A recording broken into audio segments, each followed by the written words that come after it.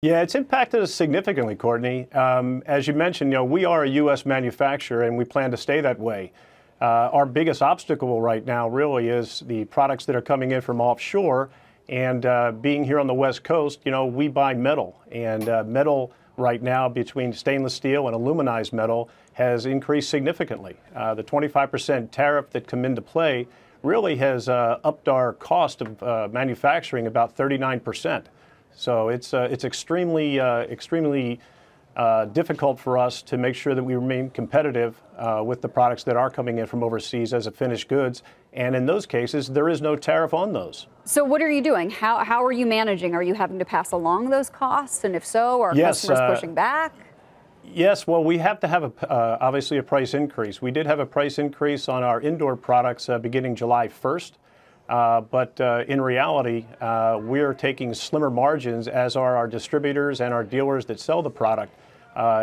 Otherwise, we'd have to pass along a much more significant price increase to the end user. And again, we are already, from a pricing standpoint, not as competitive as we'd like with some of the Asian imports coming into the country. I mean, the issue here, it seems to me, Tom, at least, is that while there are tariffs on a lot of Chinese goods coming into this country, that barbecues and cooktops are exempt. So you're actually competing it's not a level playing field at all. I mean, do you sort of wish that moved into that category of being tariffed? Well, absolutely. I mean, we already were at a disadvantage prior to the tariffs coming into play. So those products came into the country at a much lower rate than we could actually produce them at. And now, when you add on the 25% tariff on top of that, it really puts U.S. manufacturers at a disadvantage. It really does. And so, how much of your product was going overseas? Forgive me if you already answered it. Are you talking about our product going overseas, or are you talking about materials that we buy from overseas? I'm talking about product that is going over, that you might sell overseas. That's number one. But then you can address the question of how much of your input costs is being subject to tariffs in the U.S. Sure. First of all, we only sell overseas. We only sell to the Australian market.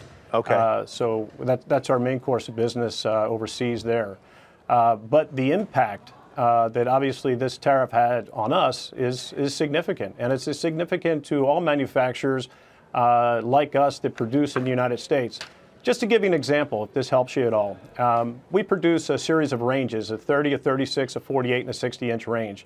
Our smallest range is a 30-inch range that retails for about $4,000.